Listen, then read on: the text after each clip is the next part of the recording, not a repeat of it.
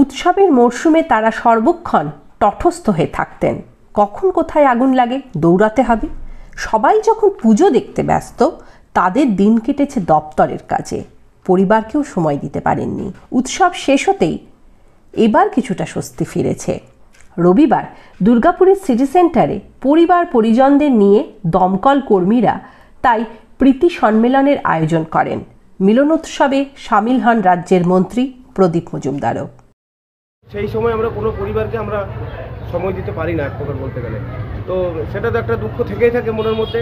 কিন্তু তবুও আমরা কর্তব্যমূল আমরা সাধারণ মানুষের পাশে সবসময় আছি এবং বিভিন্ন এমার্জেন্সিমূলক কাজে তো আমাদেরকে থাকতেই হয়।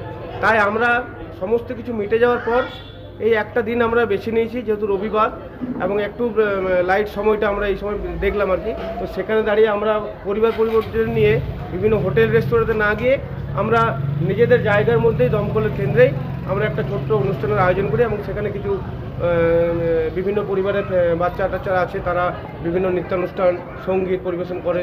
তারপর আমাদের বিভিন্ন খেলাধুলোর মধ্যে দিয়ে আমরা এই দিনটিকে জাস্ট উদযাপন করি। এটা সব থেকে আমরা খুশি হয়েছি। আজকে আমাদের মাননীয় পঞ্চায়েত এবং মন্ত্রী মাননীয় প্রদীপ মজুমদার আজকে আমাদের মধ্যে উপস্থিত ছিলেন।